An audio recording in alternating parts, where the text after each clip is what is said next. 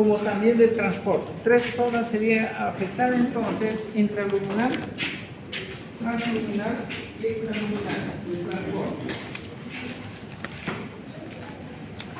Para que las sustancias nutritivas se absorban se requiere que los alimentos hayan sido sometidos a un proceso de hidrólisis enzimal, la degradación, la digestión. Y esto se va a convertirse a nivel intraluminal gracias a la acción de los diferentes enzimas que se van a producir para la degradación de los nutrientes. Los monosacáridos, en caso de carbohidratos, los carbohidratos tienen que degradarse hasta lo que es la glucosa, las proteínas, aminoácidos, lo que son los lípidos, ácidos grasos, amonoglicéridos. En consecuencia, los defectos de la digestión ocasionan alteración de la absorción, como sucede en la pancreatitis crónica. Para que se active esa digestión, entonces, tendría que estar alterada la producción de las enzimas pancreáticas o falta de producción normal de la bilis. En la fisiopatología hay las tres alteraciones son intraluminal, intestinal y de transporte. Entre intraluminal, los nutrientes tienen que ser digeridos para la absorción. Si no se digieren, entonces no se pueden absorber. En el intestinal, las vellosidades intestinales tendrán que estar bien para que sean absorbidos con normalidad todos esos nutrientes que se han degradado. Y la fase de transporte, los cuales llevan los nutrientes por vía linfática a la circulación. En cualquiera de las tres fases puede ocurrir entonces síndrome de mala absorción. La afectación puede encontrar en forma global o solo en alguna de las fases comentadas, o parcial, o afectar con algún tipo de alimento. Ahí tenemos la fase intraluminal, las causas que pueden llevar a esto: insuficiencia pancreática, ya sea por fibrosis quística, pancreatitis crónica, pancreatitis aguda, resección pancreática, cáncer pancreático. Aquí van a faltar entonces las enzimas pancreáticas, proteolíticas, glucolíticas, los carbohidratos. La ausencia de esto va a llevar entonces a síndrome de mala absorción. En la intraluminal lo mismo va a ser la sobrepoblación bacteriana. Cuando hay sobrepoblación bacteriana, estas pueden impedir que exista una buena digestión, o por lo menos por ejemplo, aquí les ponía el ejemplo de los sales biliares primarias, se convierten más antes de cumplir la función de emulsificación de los líquidos en formas secundarias y se absorbe antes de cumplir la función. Entonces también va a llevar a una mala absorción. O también muchas veces esta sobreproducción bacteriana puede la vitamina B12 o subirse. Enfermedades hepáticas, hepatobiliar y enfermedades de colestasis. Enfermedades hepáticas, esto va a ir principalmente a la falta de sales biliares, poca producción de sales biliares. Cuando no hay suficientes sales biliares, entonces, ¿qué es lo que va a pasar? Falta la emulsificación de los líquidos. Entonces, ¿quiénes van a estar alterados en este caso? La absorción de los líquidos. En las endocrinopatías, enfermedades son paratiroidismo, hipotiroidismo, diabetes, ¿no? En estos, hipotiroidismo, diabetes, la motilidad intestinal ya también va a estar disminuida, ¿no? Eso también va a llevar, ¿no? Una motilidad intestinal disminuida puede llevar a que existe una sobreproducción bacteriana, y esto también llevará a ese desequilibrio.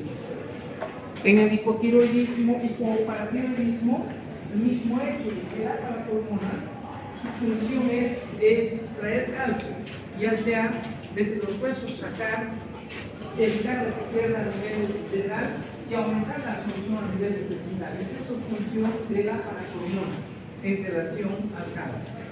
Entonces, al ver hipoparatiroidismo, entonces no va a haber una buena absorción de calcio, ¿no? En la fase intestinal, la lesión parietal del intestino, enfermedad celíaca, enfermedad de Crohn, enfermedad múltiple, isquemia crónica intestinal, etc. Todas estas también van a llevar al síndrome de mala absorción. Como decíamos, puede ser total o una parte específica de los alimentos que su absorción puede estar alterada. En la enfermedad celíaca, ¿no? La enfermedad celíaca, aquí estamos hablando de los carbohidratos.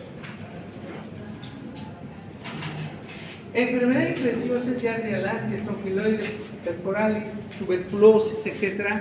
También esto va a llevar a un síndrome de mala absorción, disminución del área de absorción, el síndrome intestinal corto también lleva. Y el transporte de oclusión linfática, linfofiltración intestinal. La mala absorción de los carbohidratos. Los carbohidratos pueden ser después de la deficiencia de qué. Para los carbohidratos para degradación, ¿quién va a comenzar primero? La cavidad bucal, ¿qué se produce? La amilasa.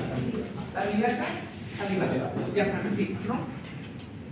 A medida que va bajando con la bolo alimenticio, timo, y en el páncreas ya se activa lo que es la amilasa pancreática. Reducción de la cantidad de disacáridas del epitelio intestinal también va a llevar a la insuficiencia de la absorción de los carbohidratos. Las disacáridasas, ¿no? Clorasa, sumaltasa, lactasa, las tres disacaridasas que van a ser encargadas de convertir los disacaridos hasta monosacáridos. La alteración primaria de la mala absorción de los carbohidratos puede ser del tipo congénito, mala absorción de carbohidratos secundaria generalmente adquirida. Los carbohidratos que no se digieren ni se absorben en el intestino delgado se degradan y fermentan. Las bacterias en el colon, la excesiva fermentación produce diversos síntomas de mala absorción, ¿no?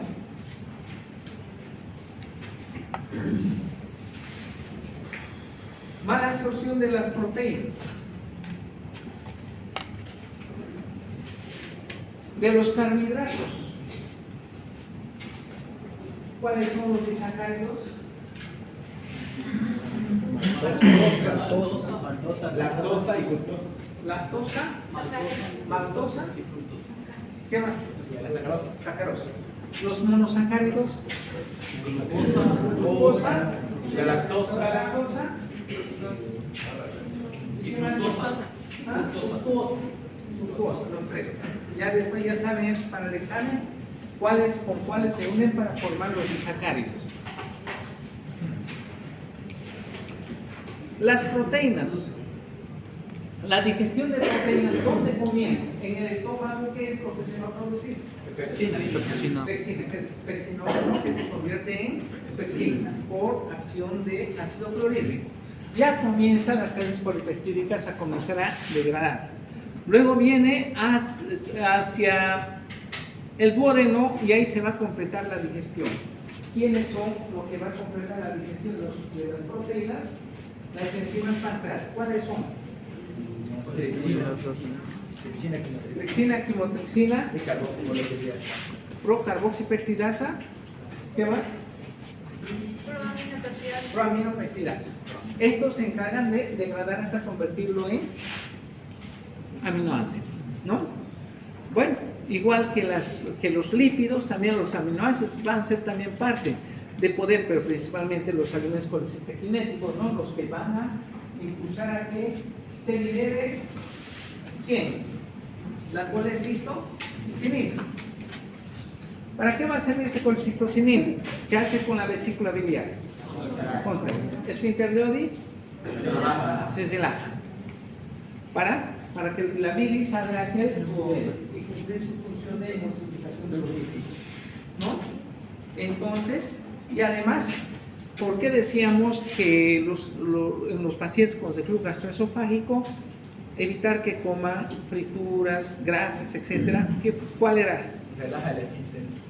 Esfínter esofágico inferior y aumentaría lo que es el reflujo gastroesofágico, ¿no? La acción del colecistocinina.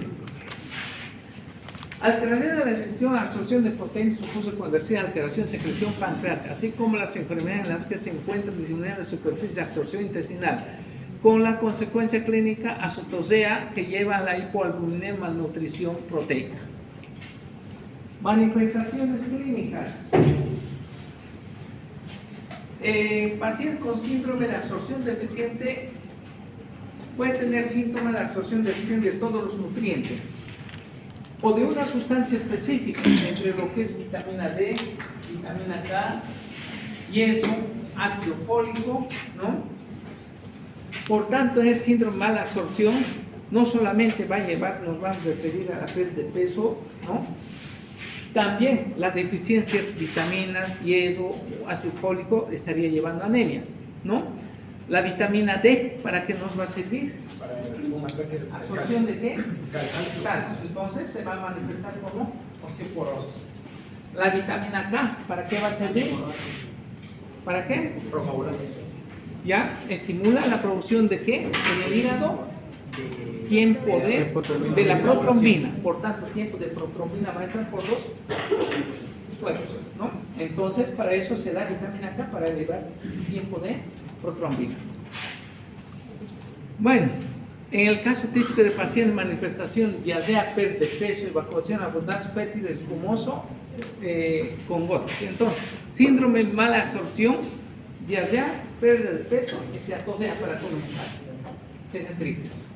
Ya sea pérdida de peso, esteatosea.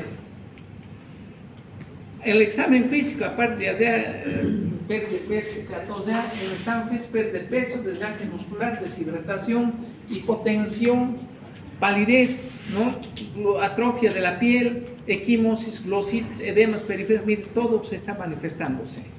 El edema periférico, porque va a haber hipoproteinemia en ese paciente, ¿no? Atrofia de la piel también van a estar alterados en equimosis, glositis, etcétera, ¿no? Afectación, ¿qué vitaminas son los liposolubles? A, D, K. Con la piel, ¿con cuál va a estar relacionada? A. La vitamina A. A. Su deficiencia, ¿no? Equimosis, vitamina K.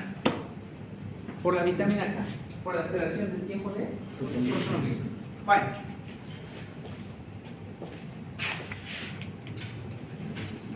Manifestaciones clínicas del síndrome de absorción intestinal deficiente: pérdida de peso, esteatosea, diasea, meteorismo, anemia, edema, tetania, osteoporosis, intolerancia a la leche, diabetes hemorrágica, ceguera nocturna, todos relacionados. Pérdida de peso, desnutrición que está llevando, esteatosea, la grasa que está perdiendo, diasea, ¿no?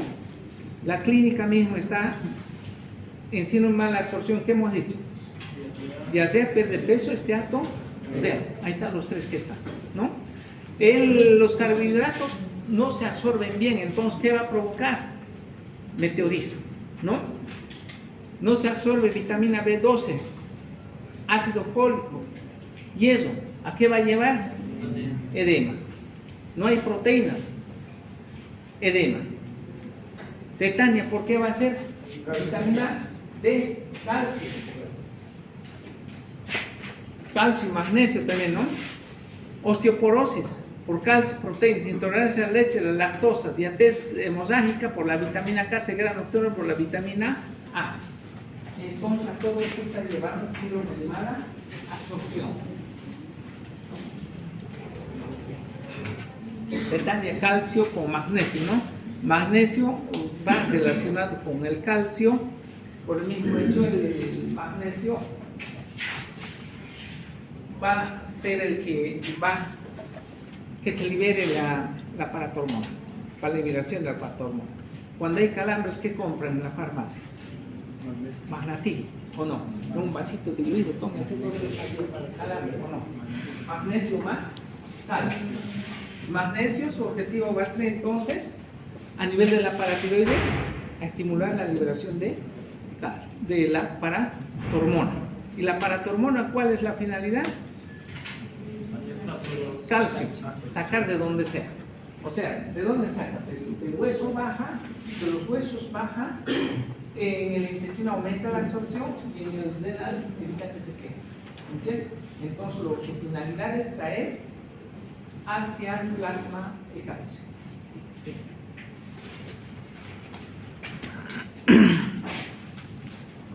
En los adenomas de la paratiroides, por ejemplo, eso va a haber las hipercalcemias. Muchas veces si el calcio, la paratormona se ha elevado, si el calcio está sacando los huesos, ¿cómo creen que va a quedar los huesos? Debilitados, con osteoporosis. ¿O no? Con osteoporosis. ¿Y cómo está calcio en el plasma? Aumentar. ¿O no? Aumentar. Entonces, en todo osteoporosis que vean en las radiografías de esos osteoporosis directamente calcio le van a dar, o sería que se pueden preguntar, ¿no será esto la paratormona o no? Sí. Ven radiografía, denle calcio, pero ¿qué tal su calcio está volando más bien o no?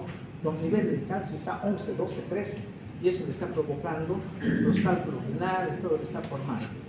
O sea, analiza un poquito. Las osteoporosis tratemos de buscar siempre por una parte cómo está la paratormona, la paratiroides. Para eso se pide la hormona para paratormona. Un caso bonito tenemos de esto para cuando avancemos esa parte del paratiroides, el caso clínico lo vamos a presentar. Con un caso lo vamos a hacer una paciente. Comenzamos de que los cálculos renales, litotripsia más litotripsia, y al final urología más se iba a la parte de los cálculos, a sacarle a la litotripsia de Tuil, etc. ¿No? Pero una y otra vez. ¿Sabes dónde estaba la causa? En la paratormona. En la paratormona, las hormonas paratiroideas estaban volando y había adenoma en uno de los glándulos paratiroideas. Se le sacó la paratormona, el adenoma, el calcio, de lo que era hipercalcio, bajó. Y ese calcio en cuestión de minutos, horas puede bajar. O sea, ¿qué le digo? Hay un síndrome de hueso hambriento. Después de la extirpación del adenoma, ¿ya? En la hipercalcemia que había y el hueso estaba con osteoporosis, ¿me entiendes? En cuestión de horas, ese calcio de hipercalcemia se va a los huesos, como de lugar. ¿Y cómo creen que esa hipercalcemia de 13 de calcio que tenía, cómo creen que va a quedar ese paciente después de esa cirugía? Calcio es bajo, ¿me entiendes? Hasta con tetanio, con todo queda, ¿no? En cuestión, después de la cirugía, a cuestión de horas. Entonces, eso se llama síndrome de hueso hambriento. Síndrome de hueso hambriento. ¿Ya? ¿Entendí lo que le dije? Sí. La paratormona para hacer los osteoporosis, todas las críticas lo provocan. Y en el hipercalcemia. Después ya que se opera la adenoma, en cuestión de horas, ese calcio hipercalcemia se va otra vez a los huesos. Y en el plasma deja calcio bajo. Calcio bajo. Las manifestaciones tetánicas, todo eso puede presentar y ahí estamos en síndrome de hueso hambriento. Hipercalcemia, todo, entonces, hasta que pase todo eso, hasta que se sacie, eso entonces con calcio hay que mantener en orden.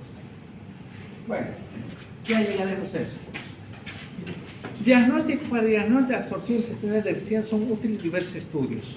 Determinar grasa fecal y la biopsia intestinal. Determinar grasa fecal y la biopsia intestinal. Establecer el síndrome, definir deficiencia nutricia existente, determinar qué es, si es todo o cuál de todos es puede estar alterado, electrolitos, proteínas, colesterol, tiempo de hemoglobina, en el hemograma la anemia, ¿no? Ácido fólico, vitamina B12, hierro, etc. Determinar la causa del síndrome, sustituir la terapia pertinente, vigilar de forma estrecha para corroborar eso después del tratamiento y el curso clínico sean satisfactorios. En general, el primer paso de todos los pacientes con sospecha de absorción deficiente consiste en determinar si existe o no esteatosea, si existe o no grasa en los heces fecales. Primer paso. La excreción de grasa se encuentra elevada. Si la excreción de grasa se encuentra elevada, el siguiente estudio debe ser el tránsito intestinal y la prueba de desilosa con el fin de determinar el estado funcional de la estructura de la pared intestinal. Entonces, primero buscamos si hay esteatosea, ¿no? Grasa en los heces fecales mayor a 6 gramos en 24 horas tendría que ser para catalogar qué es esteatosea, ¿no? Si hay esteatosea, el siguiente paso será entonces el tránsito intestinal y la prueba de desilosa. Si se detecta disminución de la absorción de la desilosa, después iremos ya a la biopsia.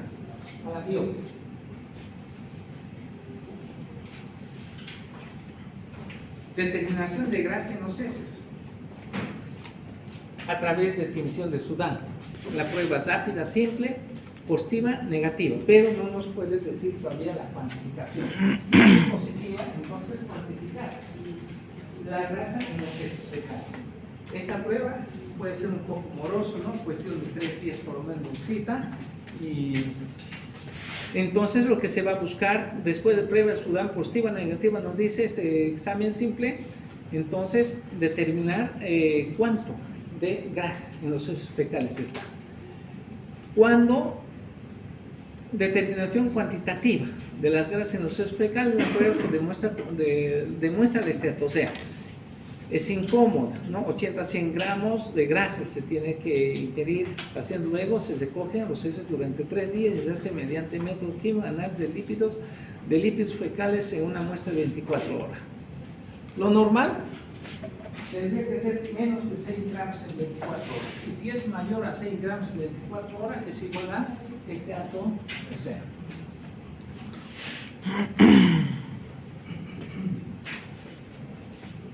Si hay determinación de grasa en los heces, siguiente sería entonces el otro estudio, ¿no? Transintestinal y otro examen de desilosa.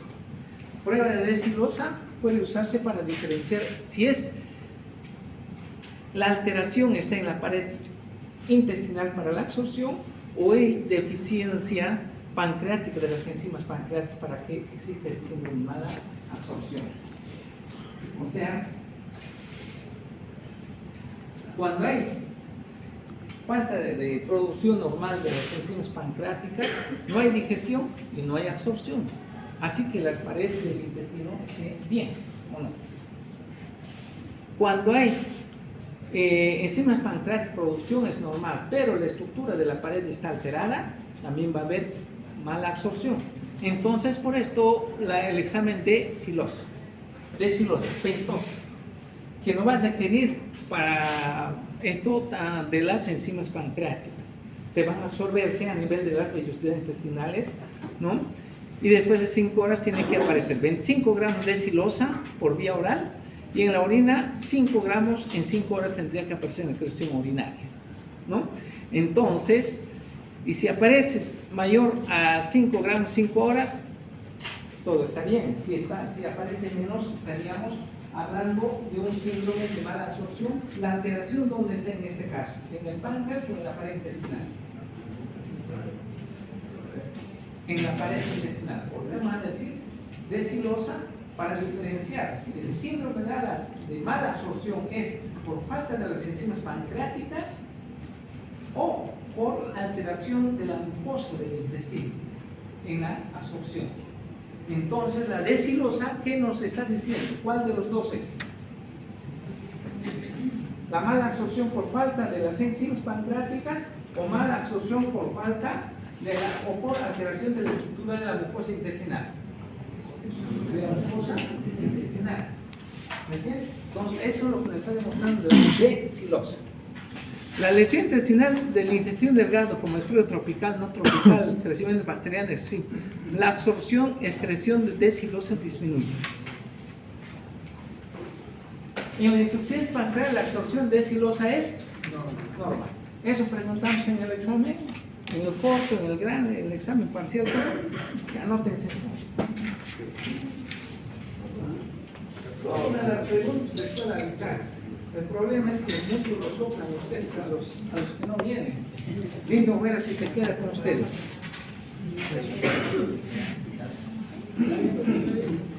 Bueno, prueba de hidrógeno de aliento.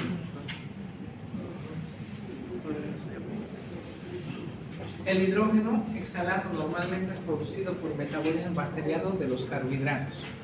La deficiencia de las disacaridases, los carbohidratos, al no absorberse se metaboliza en las bacterias colónicas, por las bacterias colónicas, incrementando la producción de hidrógeno, por lo que esta prueba se utiliza para determinar la deficiencia de la lactasa, ¿no? Para los carbohidratos, glucosa, perdón, la amilasa salival, la amilasa pancreática, una cosa, y el que va a concluir va a ser las disacaridases. Ribulasa, lactasa y sumaltasa, ¿no?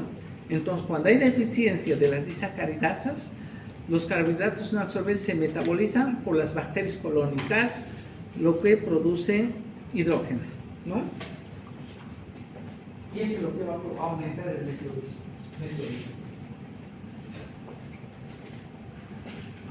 Estudio del aliento, hay dos pruebas de alta confiabilidad. Prueba del aliento de la lactasa, tras la administración de 50 gramos de lactosa, que esta se eleva por deficiencia de lactasa.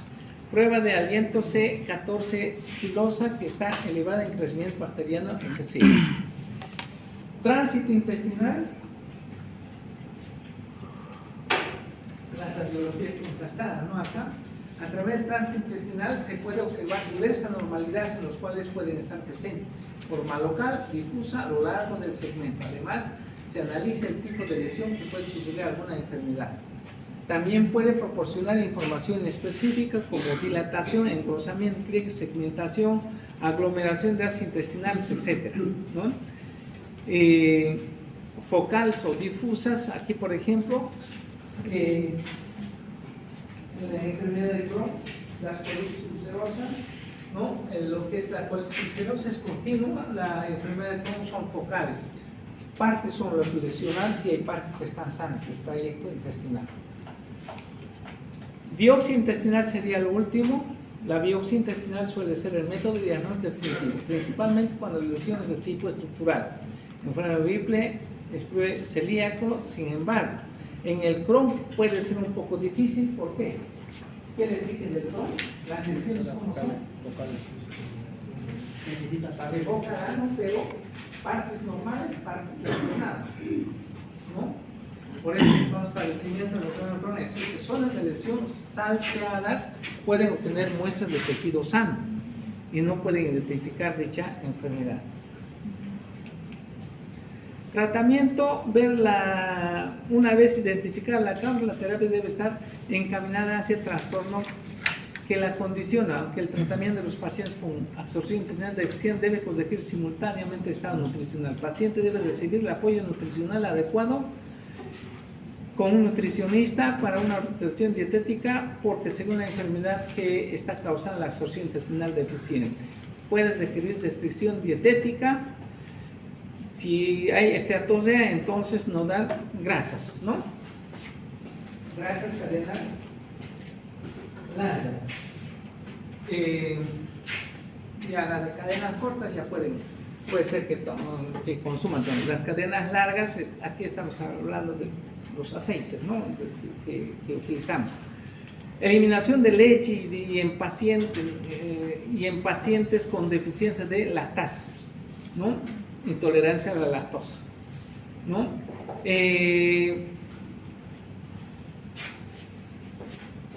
Intolerancia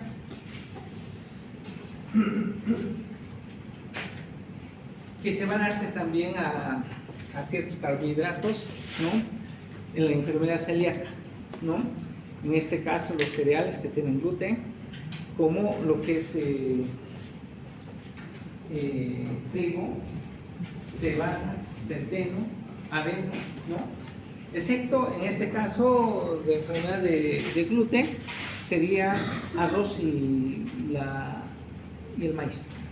Eso podemos mirar. ¿Me entiendes? Excepto arroz y maíz.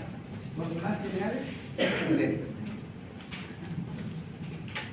Los pacientes con enfermedad pancreática exocrina se mejoran con la alimentación preparada de enzimas pancreáticas que contienen lipasa porcina. Bueno, sin embargo, por su fácil degradación por el ácido gástrico, se requiere el uso de bloqueadores H2 inhibidor de bomba de protones, aparte de la dieta baja en grasas. Entonces, las enzimas pancreáticas llevarán, si está recibiendo, hay que acompañar con qué. Con omeprazol o con ranitidina.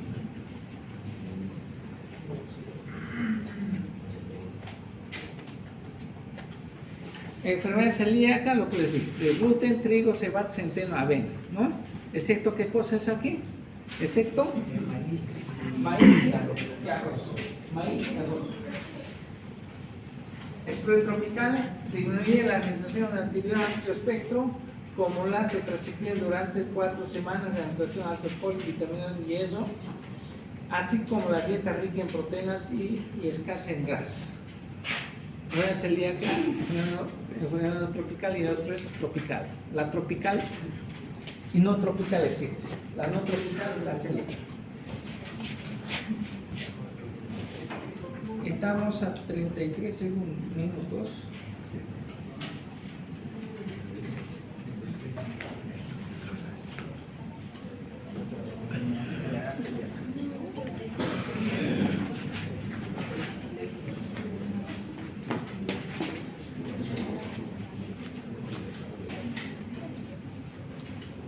La enfermedad celíaca, trastorno de mala absorción de enfermedad celíaca. Descrito en 1882 por G en los niños, 1932 en adultos Tyson. Nombres: esplurina no tropical, enteropatía inducida por gluten, esteatosis idiopática, enfermedad celíaca del adulto. Más conocemos como enfermedad celíaca, intolerancia al gluten.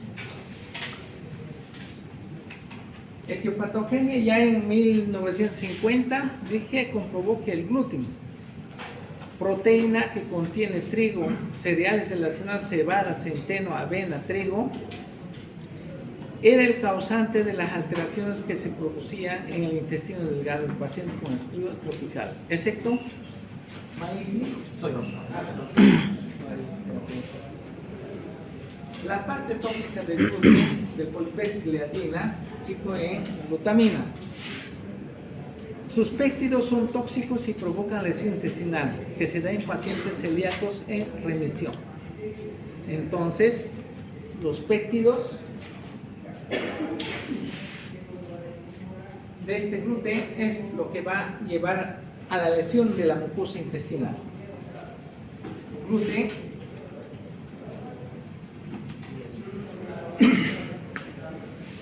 que su solución, su fracción soluble en alcohol, los polipéptidos de gliadina que son ricos en glutamina. Estos entonces, estos que están en ese cereal que hemos mencionado, es lo que van a provocar la lesión intestinal. Hay diferentes teorías qué lesiones producirían, ¿no?, esa parte tóxica de gluten. Hay teoría de deficiencia enzimática y teoría tóxica. Aquí se habla de que habría una peptidasa, una enzima específica en la mucosa intestinal, lo cual faltaría y no degradaría entonces la parte tóxica de la glutamina. Y esto hace que a nivel de las vellosidades intestinales haya una lesión, o sea, acumulado en la mucosa, lesiona la superficie de absorción de las células que se descaman en la luz intestinal. Esto es la teoría enzimática y teoría tóxica. Teoría enzimática, teoría tóxica. Aquí habla de falta de una peptidasa específica para degradar esa parte tóxica de la glutamina. Teoría inmunológica. Se ha planteado que el gluten y sus metabolitos sean capaces de originar una reacción inmunitaria en la mucosa intestinal. Y esto se ve cuando se hace la biopsia, aparte de la lesión de la mucosa, ¿no?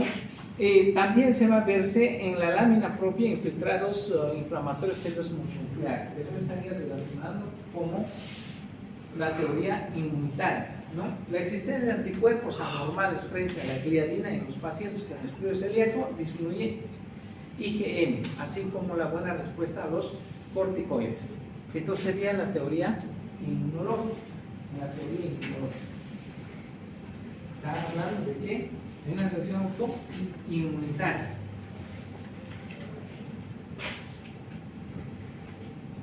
Teoría genética, factor genético. También se habla de que pudiera heredarse mediante un gen dominante de penetrancia incompleta. Se ha encontrado la incidencia en hermanos mucho mayor que en la población en general. Factor ambiental, también hay. Se habla de que el virus, adenovirus, activaría, ¿no? Quizás desempeña un papel patogénico del estudio celíaco debido a qué? De que la gliadina A con el virus tiene la misma secuencia de aminoácidos.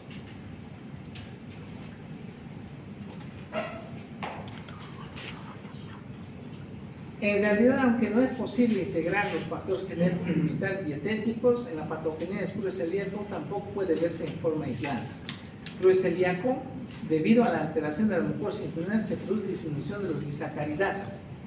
En este caso, la lactasa, fundamentalmente la lactasa, así como la liberación de las hormonas pancreatrópicas, secretina y colecistocinina, lo que provoca la reducción secundaria de la función pancreática exógena. Fase para el diagnóstico, síntomas característicos: diarrea, pérdida de peso, o sea, distensión abdominal, pérdida de peso, diarrea, distensión abdominal, retraso de crecimiento. Síntomas atípicos: dermatitis herpetiforme, anemia fresopénica, osteoporosis cerebrovascular anormales, biopsia anormal, mejora clínica con dieta sin gluten.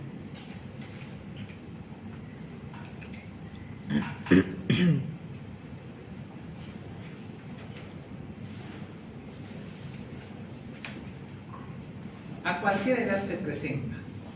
Puede iniciar en la infancia. Es mejor detectar a nivel de la infancia para ya retirar el gluten de la alimentación, ¿no? Pero pueden desaparecer esas manifestaciones hasta la adolescencia para aparecer en la tercera o sexta década de la vida. Muchas veces ya en su forma atípica pueden aparecer, quizás no con tanto para las manifestaciones gastrointestinales, quizás con una anemia, etc. En adultos tiene características de poseer un debut agudo, ocasiones desencadenadas por una infección intestinal en embarazo. Se debe señalar a veces estos enfermos no tienen síntomas digestivos y solo está presente anemia fresopénica sin pérdida de sangre o dolores óseos por osteomalacia. Estudio celíaco, síndrome de mala absorción típico. Lo típico va a ser entonces diarrea, esteatosea, pérdida de peso, distensión abdominal. Esos son los principales. Enfermedad celíaca: diarrea, esteatosea, pérdida de peso y la distensión abdominal. Se señala asociada al estudio celíaco dermatitis herpetiforme, colangitis esclerosante primaria, colitis infecciosa, etc. Quizás relacionando ya que su causa, diferentes teorías que se han presentado, enzimática, neurológica, ¿no? Entonces, relacionando con cuál de las teorías es esto, con el tema inmunológico. Los síntomas, ya los cuatro principales, ¿cuáles son? Diarrea, pérdida de peso, distensión abdominal, ¿no? Emaciación muscular, retraso de crecimiento, etc. Diarrea crónica, dispepsia, flatulencia, pérdida de peso. Y las otras manifestaciones extraintestinales, las atípicas: depresión, anemia fresopénica, osteoporosis, estatura baja, retraso mental, náusea, etc.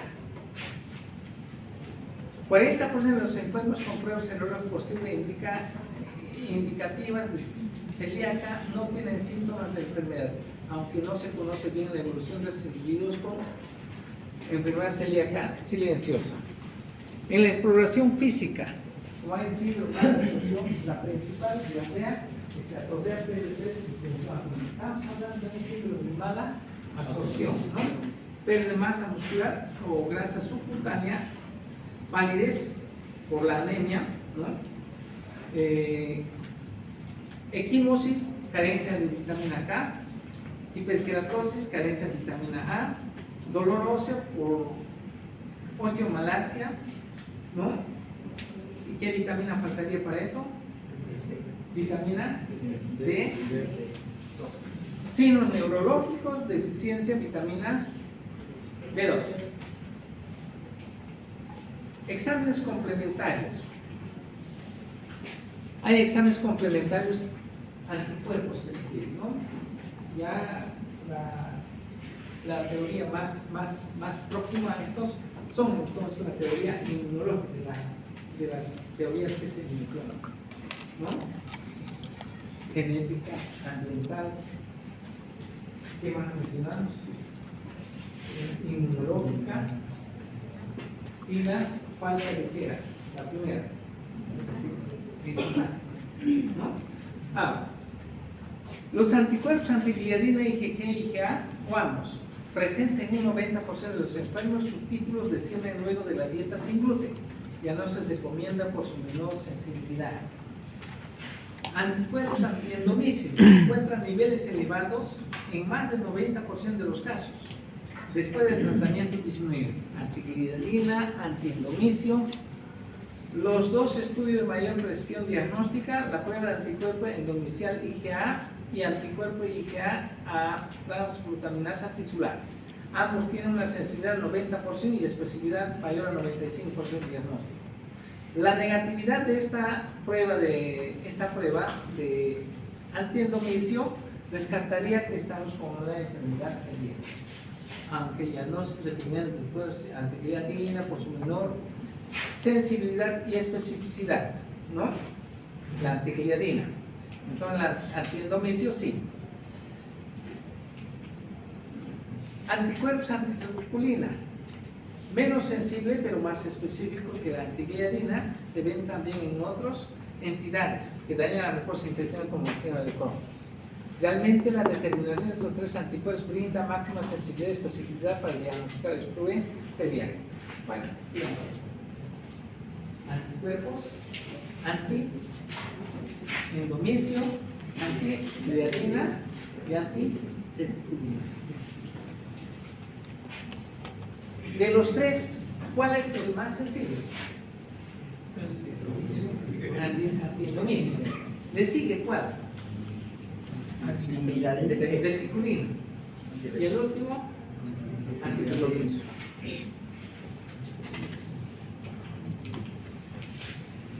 Y por último, la biopsia intestinal. Solamente está afectada la mucosa intestinal y permanece indemne el resto de las capas de la pared. La biopsia, ¿no? En la biopsia, las lesiones más llamativas en el yeyuno que en el hilo. La mucosa es lisa, aplanada con ausencia de vellosidad. La característica de las células, ¿qué tipo de células son en el intestino? ¿Cilíndrico? Sí. En este va a ser entonces más pequeños, o sea, más cúbicas, células cúbicas. Hay infiltrados de células inflamatorias en la lámina propia. Hay hiperplasias rígidas. Células absortivas son cúbicas en lugar de cilíndricas. Infiltrado inflamatorio de linfocitos en la capa epitelial. Complicaciones: linfoma intestinal, yeyunitis crónica, dermatitis septiforme, enfermedad celíaca colágena. Diagnóstico: existen los signos de mala absorción. ¿Cuáles son los signos de mala absorción?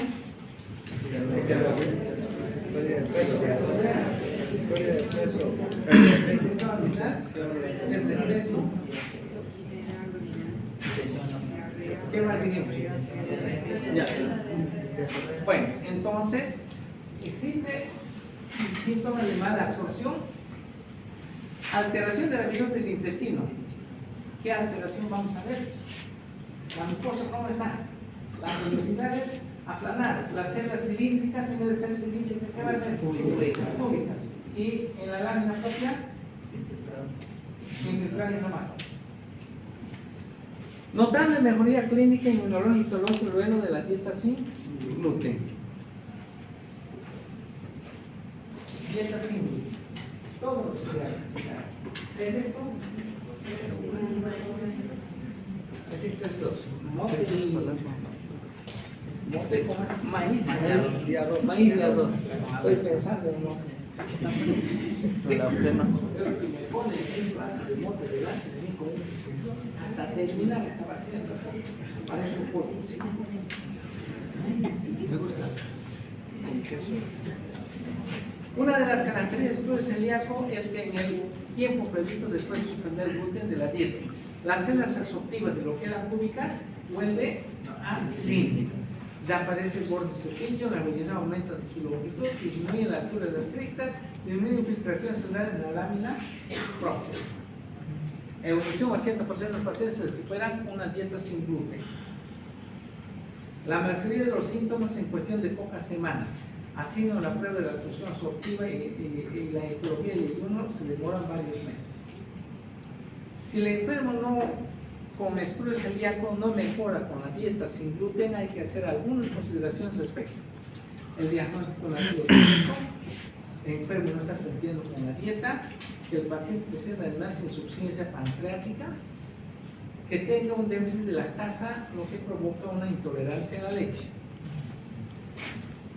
Pronóstico: excelente en aquellos enfermos que responden a la dieta sin gluten. Es fatal en el estudio celíaco grave si no se diagnostica y se trata adecuadamente. Pacientes con estudio celíaco tienen riesgo de enfermedad maligna con una tasa aumentada doble de lo habitual. Tratamiento: dieta sin gluten.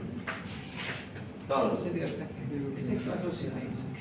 Suprimir los disacáridos, leche y sus derivados, espacio de 6 meses, que es el tiempo en que el borde de cepillos de los enterocitos se regenera, y darle las vitaminas y minerales.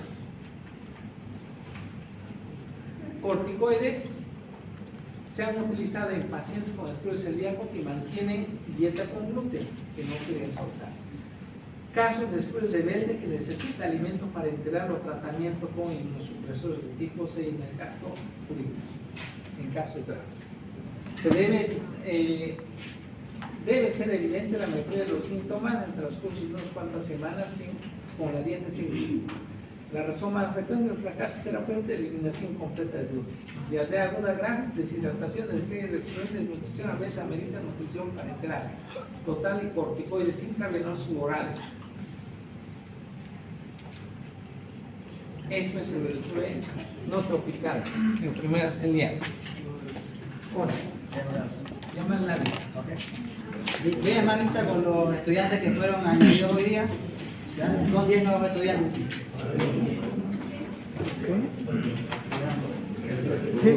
Ávila, Camacho Heredia.